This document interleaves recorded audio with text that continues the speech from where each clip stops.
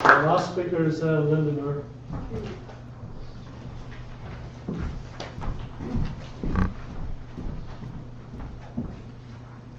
Not sure which is mine here.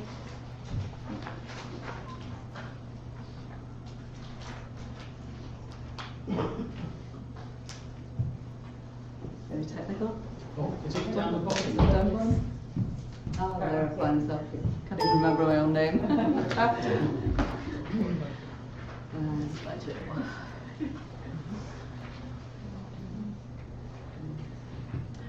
Okay, I'm just going to talk for 10 to 15 minutes, hopefully 10 minutes, on some research that I conducted with colleagues, Fiona Conbury from the University of Ulster, now Ulster University, and Phil Scraton from Queen's University, on children with imprisoned parents, looking at the Northern Ireland research. And we conducted it along with Eurochips, and no, not Eurochips, and with the Danish Institute in Human Rights. So I know Lucy's going to be saying a little more about it when she talks. So I'm really just going to say something about Northern Ireland. We conducted research with prisoners, with their children, and with family members, and with those working around the prisons in Northern Ireland's 3 prisons, in hAdhmaill Wood, which bizarrely is a male young offender centre with a women's prison unit bang in the middle of it, in Maghaberry High Security Prison and McGilligan Medium Secure Prison. And we looked at the full range of issues from the point of arrest, remand, court process, through to release. I'm not going to talk about the impact. I'm going to fly through these slides because other speakers, every speaker basically who's spoken so far has commented really eloquently on it. But like the others, we found that there was a tremendous impact of the separation of imprisonment and of the experience of visiting. And as this quote says, 10 years in a child's life, if a parent is given a life sentence or a long sentence, it's very different than 10 years for an adult. We also found a lot of stigma, a lot of really hostile media coverage. In terms of emotional impact, we have a child here who taken to accident and emergency in the middle of the night because they're getting stomach pains after their first prison visit. So I'll move on from the impact. In terms of things we saw that were good, some of them again you'll have heard echoes of them this morning and this afternoon. We observed family visits, child-centred visits. And in those visits, they're for fathers, and the father can play with the children. There was a lot of rough and tumble. They can get up, there's party food. Really, really positive experience, which children loved, and which dads also loved. As that child at the bottom, as the father says, it means a lot to him. Wee stupid things like swinging him, running up and down, chasing him. For mothers in hAdhmaill Wood, there's a mobile unit. It's basically a caravan, although the prison service hate me calling it that, but it's basically a mobile unit where mothers can have lengthy visits, basically all-day visits with their children. There's no staff supervision, so a mum can spend the day, she can make the lunch, they can watch a film together, she can help the child with their homework. The idea was that it would be an overnight facility, but there were insurance difficulties apparently with that. But that's what the aim was. So a really, really good, very valuable facility. We observed parenting support classes run by Bernardo's NGO, where fathers in prison and their partners are provided with parenting support and classes, and then given an opportunity through the child-centred visits to put that into practice. And that's some of the fathers talking about the importance of that. Gives you a better understanding of what way kids think with their wee minds from a young age right through till they're teenagers. We saw wonderful work from family officers in the prisons, prison officers who were giving up their own time very much. This work really wasn't properly supported by the prison service. So these officers were giving up their lunch hours, they were giving up their weekends, they were giving up evenings to support families within the prison and in the community. And this is a mother we interviewed in a focus group who said that if I could take my shirt off, I'd give it to the family officer. He's made me a stronger person. He's there to help me genuinely.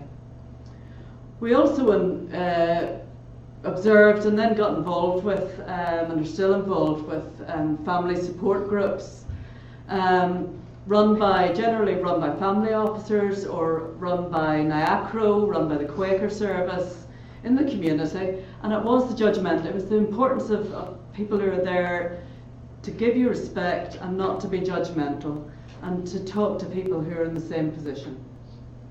So we saw a lot of very positive initiatives and very impressed by them.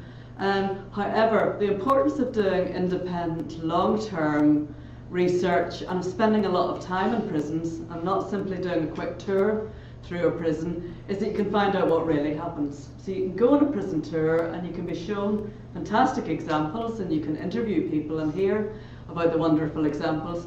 But when you spend a lot of time in prison and really observe what's happening and talk to people and prisoners about that, what we discovered was, yes, those things were happening, but overall what was happening was that those initiatives were just being strangled at birth and were being undermined by the security-led culture, security-dominated culture that overrides the prisons throughout the whole of Northern Ireland. That's part of the legacy of conflict in Northern Ireland, where prison officers were very hostile towards prisoners and to provide balance, where 30 prison officers lost their lives as a result of the conflict.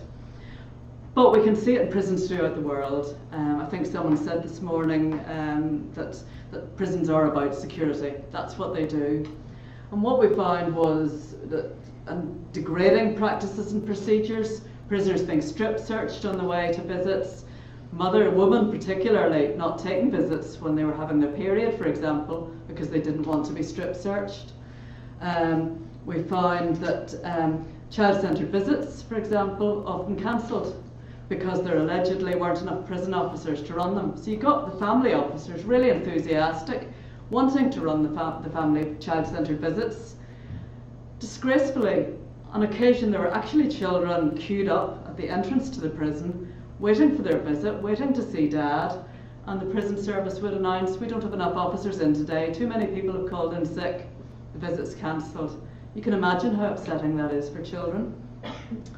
Even at the best of times, there are huge waiting lists for the child-centred visits. So they are brilliant, but they don't impact on the majority of prisoners or the majority of children.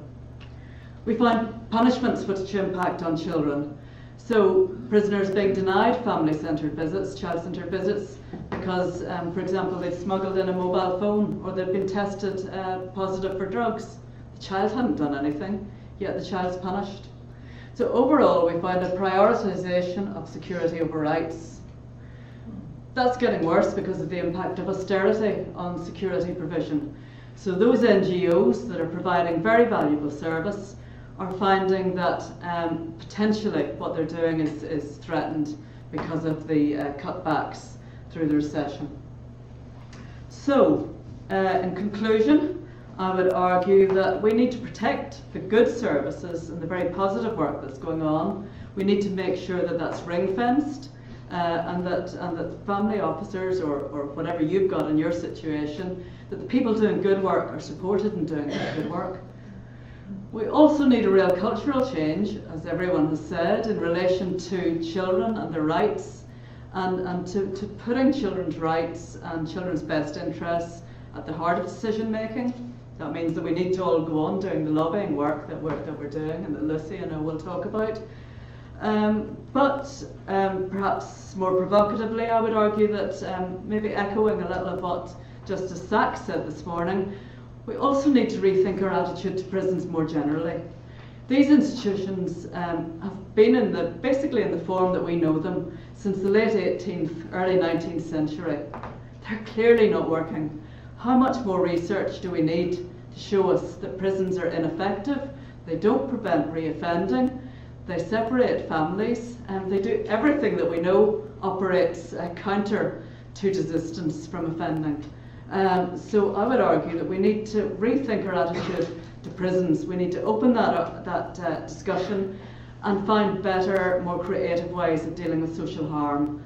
Because the social harm that prisons are meant to deal with are creating another social harm through what they're doing to prisoners, to their children and to families. Thank you.